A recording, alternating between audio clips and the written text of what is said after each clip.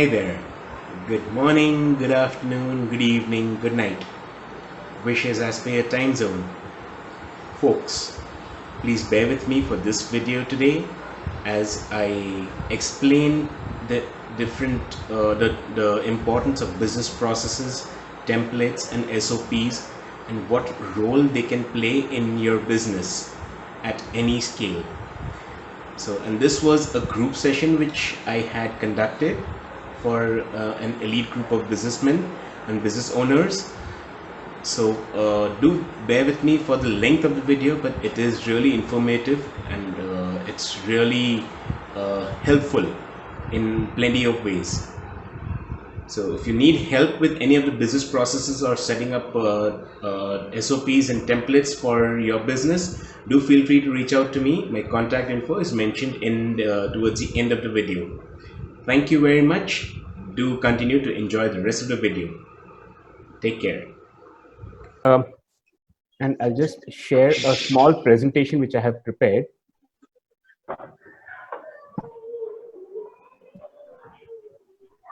Oh.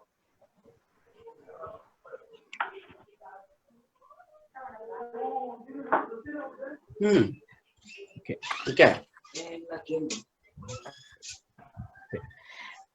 Okay. Can everyone see my screen?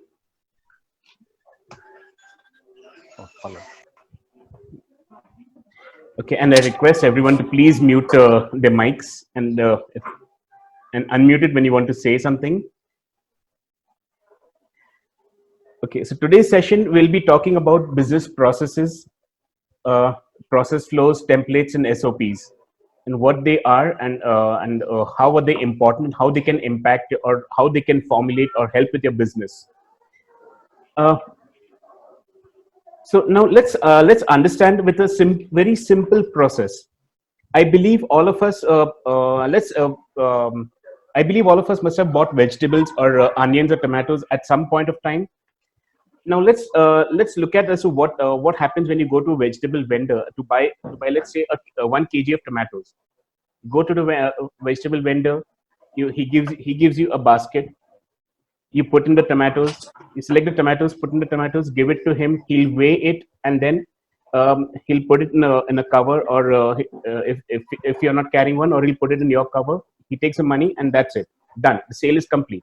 But let's look at it from a process perspective. This entire sequence, it happens as a process. It happens as a regular flow. It cannot happen out of line. Now why do they take this? Any business for that matter, whatever the scale is, whether you're buying tomatoes worth 10 rupees or whether it's the transaction is in crores, everything goes through a process, a business process as it is termed as. Now why is it important? Why are business processes important? Number of reasons. You are making optimal use of your resources. Now resources, it could be your the people, the technology, the facilities, whatever it is. You're making optimal use of your resources. One very good example, another example that comes to my mind is, let's say if you have if you're talking about allocating seats. Okay, you have a huge office space and you want to allocate seats. You don't allocate seats at random. You follow a process. That is, you keep a track of all the seats which were allocated previously, which are ones which are freed up. What is the requirement? You do these kind of steps, and in a specific sequence, and then accordingly you allocate a seat. Similar, I guess a similar process applies for let's say in the case of Kushal, when you talk about retirement homes. So you would be allocating based on customer preference, availability, and a specific order. So that's where the resource optimization comes into play. You minimize expenditures, very important and critical factor. You wouldn't want I mean expenditure. You wouldn't want high cost because of an unoptimized business process. which leads to an organized workflow. So when you have another very good example, which let's say in the case of Anand, let's say he deals with drapes. What does Anand do when he gets an inquiry? He understands the customer's requirement. And then like accordingly he prepares a quotation, and he gives it to his customer. Customer would approve it, and then like he would take in advance payment, and then you deliver the goods.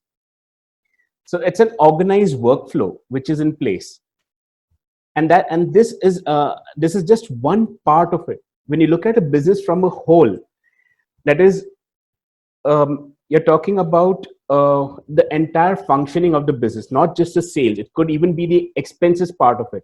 Let's say again, coming to Anand's example. Now Anand wants to renovate his office. What does he do? He will look for vendors who will appropriate vendors and he will tell them that this is what I'm looking to do in my office. He'll lay down his requirements. The vendors will give him quotations. He'll make a selection, and of course, how does he do the selection? Not only on the basis of cost. There'll be a set of criteria. Let's say if you're talking about interiors, what all is covered? What are the designs? Is it fit his requirements or not? Does it fit his budget or not? So accordingly, when he does a comparison, then he'll make a proper selection. Then he'll give the order, and then he'll get the renovation done. So that is like a workflow which we are talking about. So it works. It's a win-win for both. When you follow an organized pattern, an organized workflow, or a process, it helps to optimize your process flow. It results in operational efficiency and operational excellence. So this is like, and hence we see that that a lot of businesses, especially the larger companies, they have dedicated process management or change management teams for this reason. Why? They monitor different business processes. It could be it could even be as small as resolving a customer issue. A customer calls in for a complaint. For each complaint, there's a specific process to be followed. It's not that it happens at random. So that's why business processes are really important. I'll just quickly pause here, and if anyone has got anything to share, please feel free before we move on to the next part. Anyone?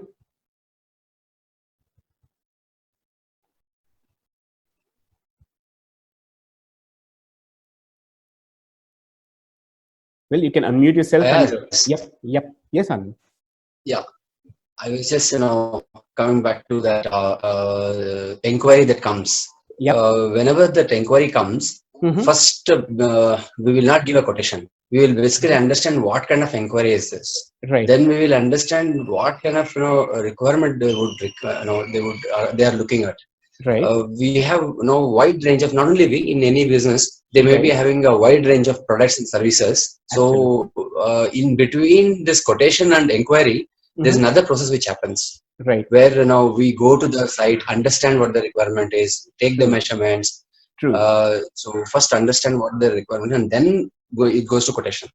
So even before going quotation, there's so much process happens even there. So that's one of the things which was missing there between quotation and the inquiry. Right, absolutely. Well, thank you very much, Anand. And so that's in fact, thank you very much for adding that. So and now to add on to what you mentioned. Now this input that you've mentioned is specific to your business or similar businesses.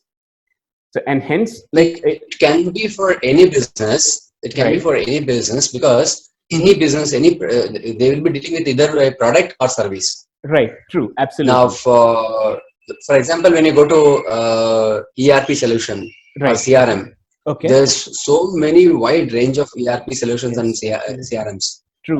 Depending on their requirements. So before the quotation goes, the moment inquiry comes, there is definitely a process for any business and every business. Absolutely. So it's not necessarily it has to be a furnishing. So that is Absolutely. something which we have to do, and then the quotation goes. Absolutely. Very much true, true, Anand. Thank you so much for that. Yeah. Yep, absolutely. So it's all goes to stress on the point of having an organized flow. Now, and the POLC is one of the methods of formulating a business process, formulating and maintaining a business process. And any process, it always follows a cycle. It's not that it's it's a linear progression. No, it'll always follow a cycle. And this, I would call it as a vicious cycle. Why vicious? Now, although the process may sound linear, but however, you need to continuously monitor it. In case if there's scope for improvement, which is why you have which is why, like, you need to document the process.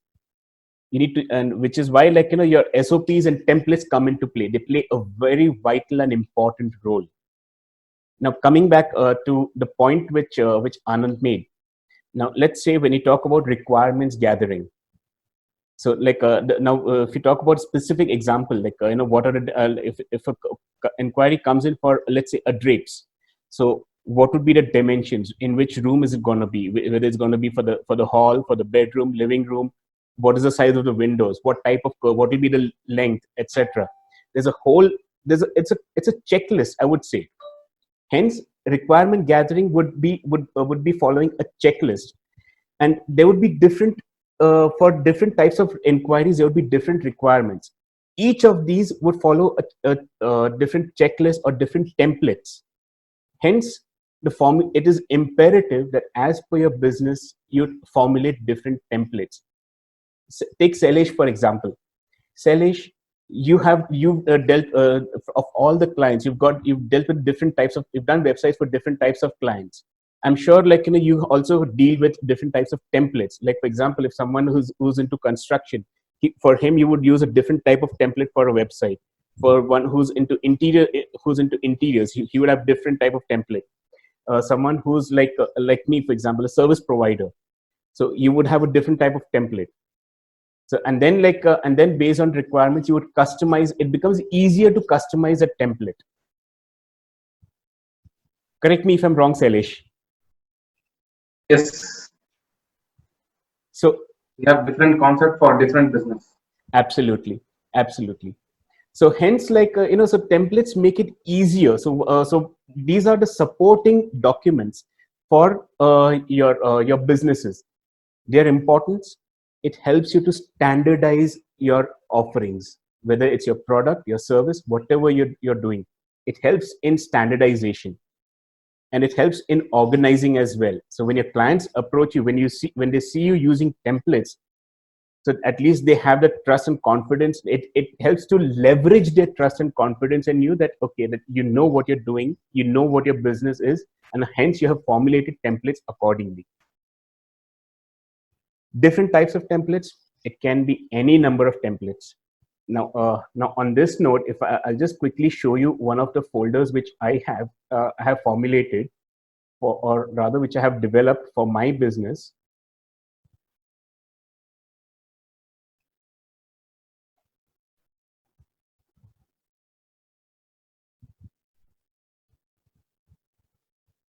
Here. So if you see, now this is a practice which I follow. So let's say if you talk about invoice, an invoice temp. Invoice is something which is commonly used across different businesses. Now, what do these numbers indicate? Different versions. Whenever a revision has to be made, I make a different version of it. So this is something which I believe, like, which forms one of the backbones of the business. Your templates. It's really important to formulate your different templates. It could be as simple as, sending a payment receipt, but then it's not something which you send at random. You just don't write it on an email and say payment receipt, or just not just a WhatsApp message. As a proper business owner, you prefer to give a proper receipt, payment receipt. Mr. Customer, thank you for your payment. We have received this X amount on so and so date by so and so mode of payment. against this invoice dated so and so. I'm sure the customer would feel really nice about it, won't it? Won't they? So these are the different types. And if, let's say, if I have to open, one of my favorites is a minutes of the meet, or MOM. So I'll just quickly share what one of the MOMs which I prefer to use. Here.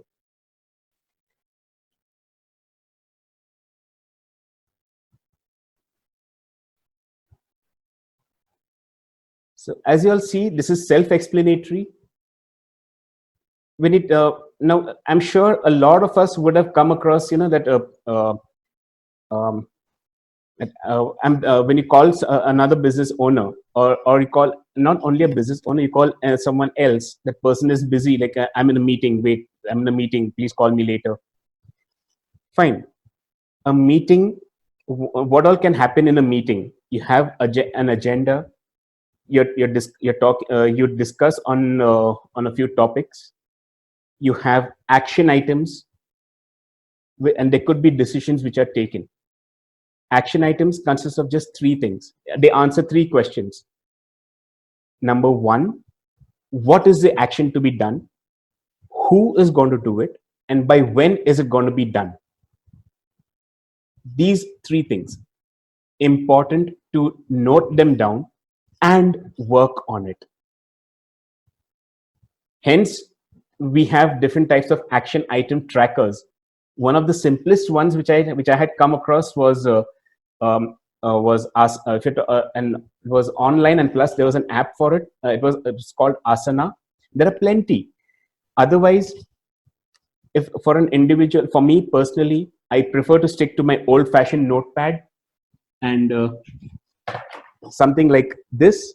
I make a list, numbered list, and go on ticking it off.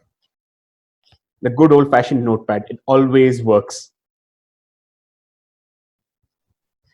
So I'll just take a quick pause here. If anybody has got anything, any inputs or anything, please feel free to share.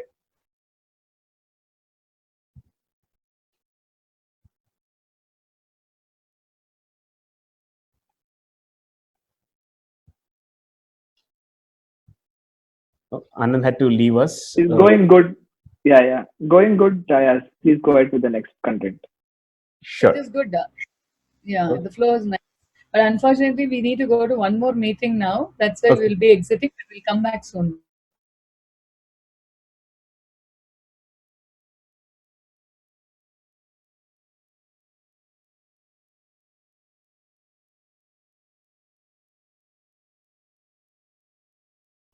Yeah. Hi. So I'm back. Sorry about that. My Zoom just happened to. Okay. So now we'll move on to the next piece, which is the SOPs. Or of course, just to reiterate, an SOP is nothing but a standard operating procedure. The name itself tells you that an SOP is nothing but a documented business process. And to maintain an SOP, again, like, it follows a few basic points. So I'll just quickly show you all what an SOP would look like, what to expect from an SOP. Here. So if you see, this is what a typical SOP would look like. It would have a summary, and you'll see that there are a number of dates on this. Of course, a table of contents, a change log, a very important. If there's any revision to, and why is this important? If you see among the dates, one of them is a next review date. And to maintain an SOP, or rather to maintain a set of SOPs, is as good as maintaining a pharmacy shop. Why pharmacy shop? What pharmacy? Every medicine has an expiry date. A pharmacy shop cannot keep expired medicines. Similarly, SOPs need to be frequently reviewed. The frequency can be as high as weekly or bi-weekly, monthly, or it could be as low as a half yearly or a yearly. And this would depend upon what process is documented, and accordingly the review date, the review frequency can be decided. Generally, a good practice is an SOP is written by one person, is reviewed by another person, and approved by a third person. And generally it goes up the order, the writer, in terms of hierarchy. The change log, whoever's writing the SOP has to maintain this very well. They need to mention what is the revision number, what are the changes have been done. And this, in this template, I've just tried to mention as the different points which need to be covered in short. The purpose of the SOP, what is the scope, the prerequisites, responsibilities, the procedure, and references and definitions. This is what an SOP would look like. So if you're looking to document your process, it would be really, really helpful if you can, from your own business perspective, if you can organize and maintain it in this way in the form of SOPs. Hence, I had offered to help people out with but if anybody requires help in documenting the processes, please let me know. I can help you all with this. So what I'll do is, as a giveaway, after the session, I'll share this template with all the members, and if anybody needs help in formulating this, feel free to reach out to me. I'll be more than happy to help you all.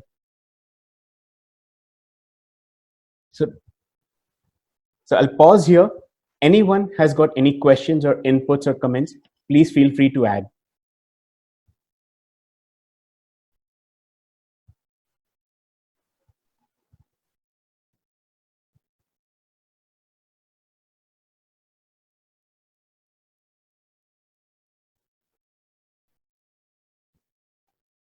No questions?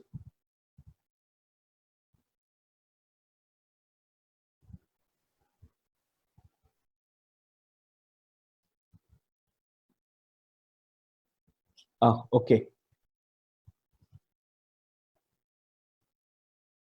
Okay, Vanita, good observation. Thank you very much for that.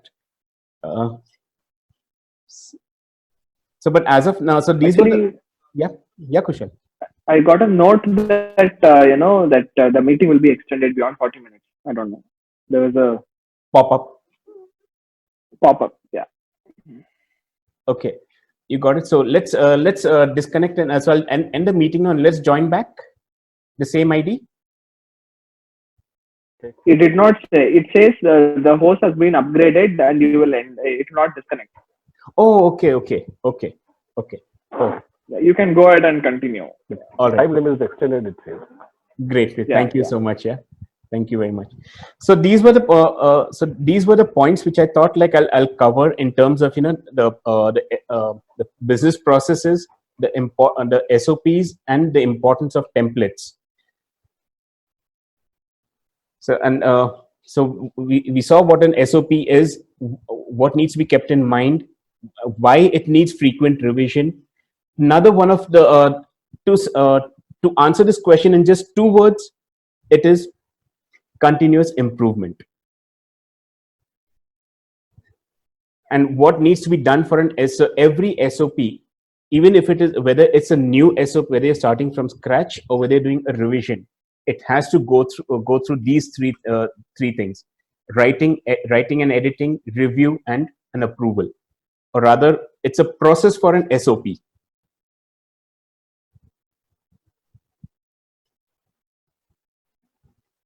So, anybody, any questions, anyone, or any doubts, any inputs?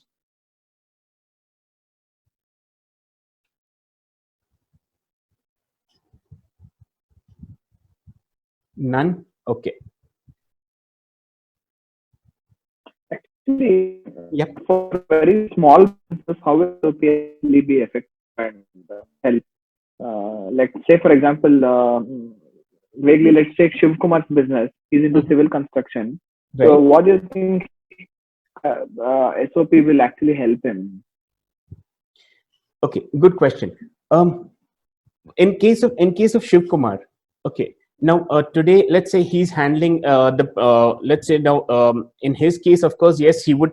Any business for that matter, if you look at the chain, there is a revenue part, there's a sales part, there's an execution part, and there's an expenses part.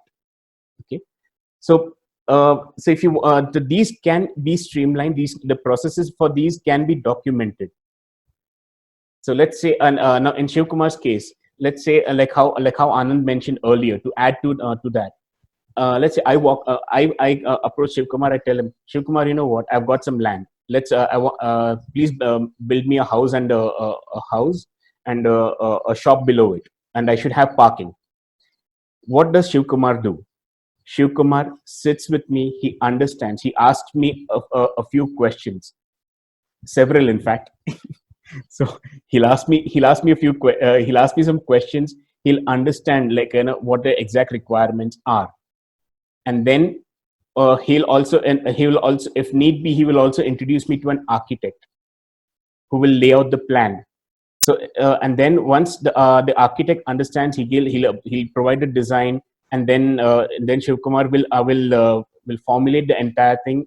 He'll give me the specifications or rather he'll convert my requirements into civil specifications, if I may. That in term that what should be the plinth size, what should be the diameter of the rods that are used, what should be the ratio of what will be the height of what will be the depth of the foundation, and the others architectural terms. And accordingly, he will give me a detailed outline that, okay, this is what you're looking for, and based on my requirements, this is what I'm looking for. And once he has that in place, then the next part would come on in terms of working out the expenses in terms of material, labor, and time. So whatever he does, it's a process which he's following. Now today he's doing it by himself. Tomorrow he could be hiring someone to do it. So he does. So when something like this is documented, he doesn't have to spend too much of time in training the person to do it. Why? They can just look at this document and follow it. Absolutely. Right. So how do you charge for this preparing of this business process and SOP? Business processes, SOPs, it would depend on business to business. It would depend on requirements, because each SOP is different, and hence, like, it varies as per how much efforts I would need to put in, what are the processes for which the SOPs need to be prepared. So it's a huge variable. Done. Okay, thank you so much. I think, we have a visitor waiting, so I will just move on. I think you have a FAQ question session with others here. Okay? Yep, sure. Thank you so much, Kushal. Thank you so much. Welcome. Bye. Yeah. Anybody else has got any other questions or inputs? Anything to add?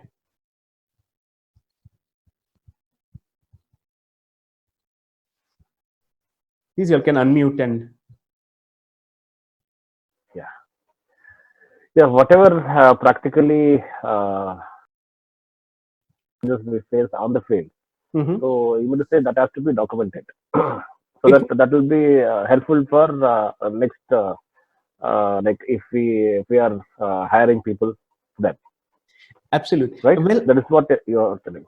I'm suggesting that it's good to follow a documented process for a number of reasons. It's not only from an employee perspective, but so let's say if it keeps things transparent.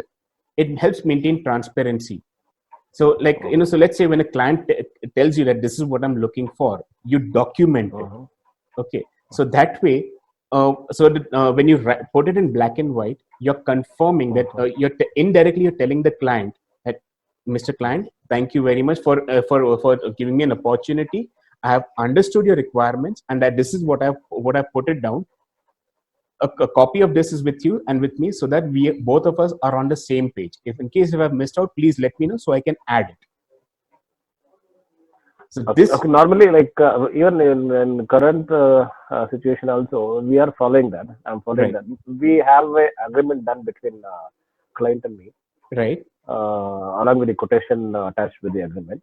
Wonderful. Like including the time duration, with completion, and what all the materials we put for the charge which we, I mean, for the charges which we are offering for. Right. So all these things put together, we are having a documentation.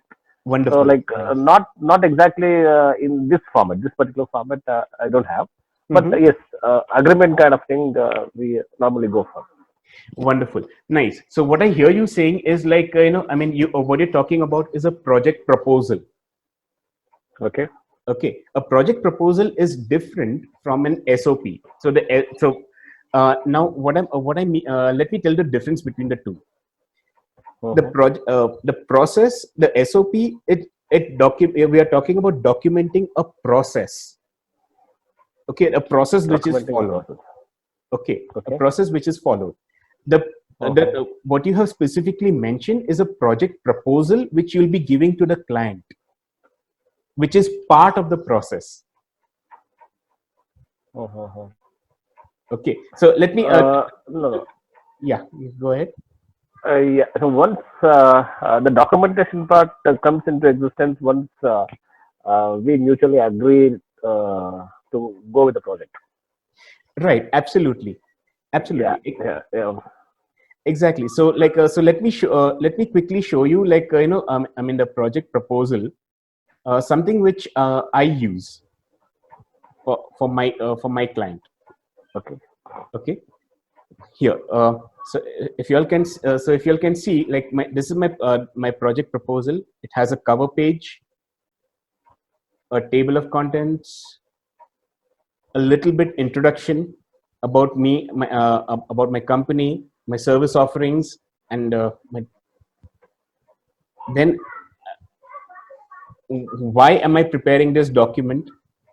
Very importantly, what I follow is, these elements. One is a proposal number, a proposal date, and an expiry date. I generally, what I like to do is, I generally keep the expiry date as anywhere from 30 to 45 days from the proposal date, depending on client to client. And then a short cover letter. Cover letter, what it says? A cover letter that, I mean, this is part of my in which, like, I mentioned that thank you for giving me for giving us the opportunity to serve you for your needs, something along those lines. Okay, a short cover letter.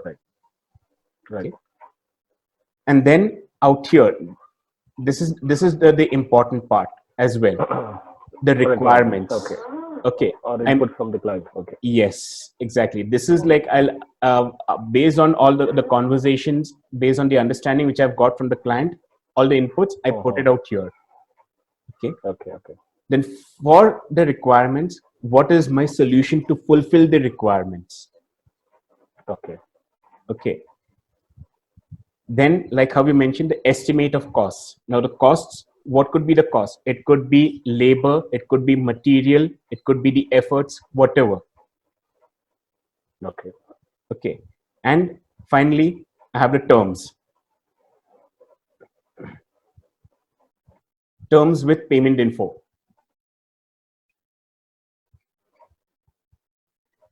So this is the practice which I generally follow for my proposals, my project proposals. So Shiv Kumar, if I have to take your specific example, there would be an additional this thing out here, something like, a technical specifications. It could come in. This would come in place of, in Deepak's case also, since he's dealing with elevators. So Sailesh, maybe Sailesh, in your case, if you're talking about, so in your case also, like, there would be technical specifications in terms of, let's say if you're providing hosting. So what would be the specification of the hosting, the space, how much space is allocated, what is the bandwidth, if you're providing emails, what will be the how many emails, what is a mailbox capacity, all of those. In case of Sarvottam, it would be something it would be like kind of as to like what are the what is the wiring used, what are different types of cabling, what is the specification, what gauge wire is used, etc. And plus the switches, switches, what is the make of the switches, the capacity, etc. All of that will come into play, right? If I'm not mistaken, right? In case of Vanita, well, and that would depend upon. Now, for her, it's I believe Vanita is purely into service.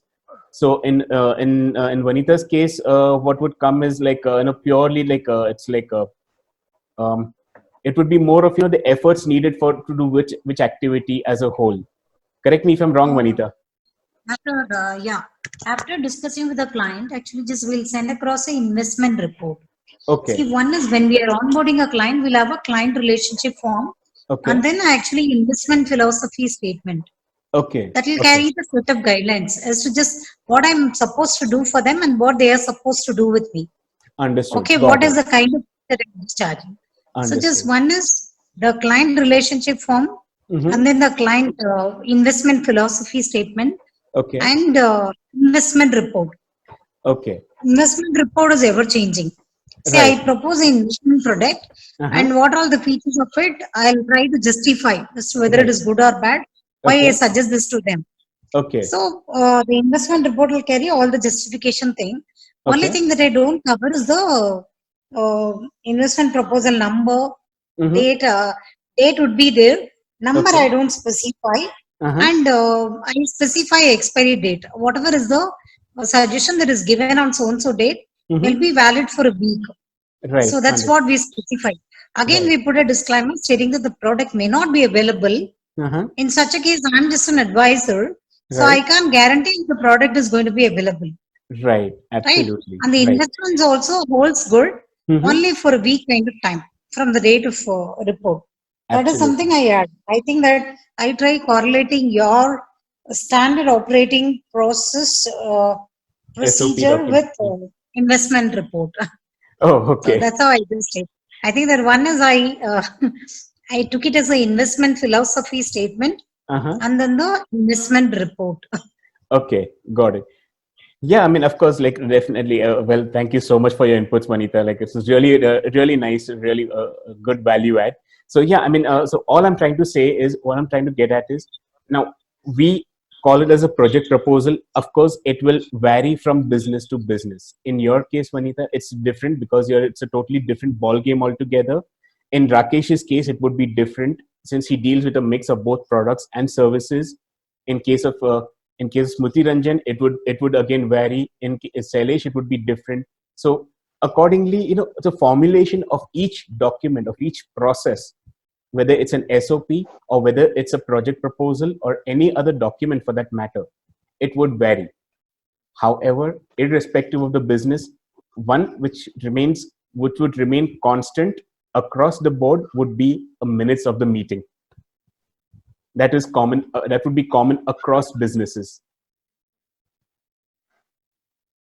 So just for the benefit of those who have joined a little late, here, this is what your SOP would look like. Sorry, an MOM would look like.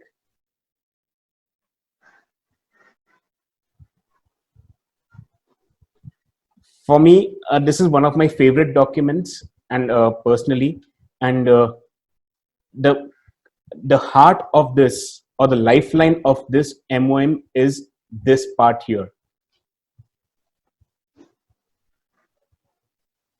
which is, and this is the crux of any meeting that happens. When you're meeting a client, yes, there has to be a list of action items which have to be executed. If you're meeting with a partner, yes, there would be action items assigned to each partner. So if you're dealing, even if you're dealing with a vendor, there would be action items on both sides, less on your side, more for the vendor. So and generally, and if it's in corporates, different teams would have got different action items. So this would be like and this MOM is circulated to the stakeholders. Generally, once it is properly formulated, it's distributed to the stakeholders, whether they are present for the meeting or not,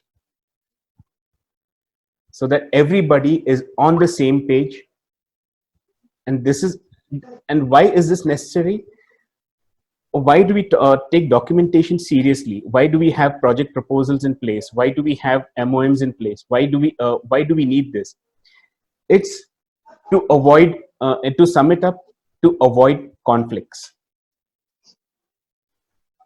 What you say, of course, yes, like how Mac had mentioned, like, your word is your bond. When you document it, it affirms it. It's an affirmation. That's, if I have to put it across that way, just to make sure that all of us are there on the same, the stakeholders are there on the same page. So I'll pause here. Anybody has any questions or any inputs, please feel free to share. Let's make this session interactive. I don't want it to be a one-way.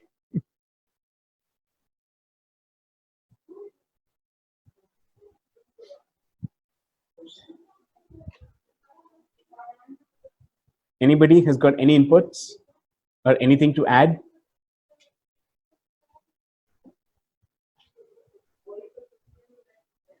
Okay. So to summarize, what we have seen is we've seen business processes, what they are, why they are necessary, what is continuous improvement. Business processes are, it's just it's an organized flow of your business workflow, for which you are into doing the business. You have set up your business. It could be a company, and this with it's in any part, whether any part of the company or any department, whether it's your finance, your marketing, your sales, your procurement, your purchases, and anything, even your inventory management, warehouse, whatever, whichever department, name it. Every department has a set of business processes which they will follow. And why are these essential? It's the backbone of your business. Now, with such a huge number of business processes, you don't need to remember all of them. Simply document them in the form of an SOP. And templates are nothing but your supporting documents. So let's say for your sales process, the best supporting document is your project proposal, your invoice. Invoice is a support document for finance. Your payment receipt as well. So, and of course, when you talk about the MOM, it's common across the board. So with this, I'd like to. So this was the concluding part of today's session: business processes, the templates and SOPs, why they are important, and how they can help with your businesses. So if anybody has got any questions, feel free to reach out to me. If you need help in formulating the SOPs and templates for your business, I'm here to help you out. It's only I'm just one phone call away. All of you'll know my number. So feel free to reach out. Yeah, and I just hope that this session was helpful for all of you all. Very much. Sailesh, Vanita, Sarvottam. Yes, sir. It was. Smriti Ranjan, Rakesh. Yes. Well, I'm glad I could add. I could help you add value as well. So, thank you so much, everyone, for your time, your participation. Thank you very much, everyone, for all your support as well. Thank you.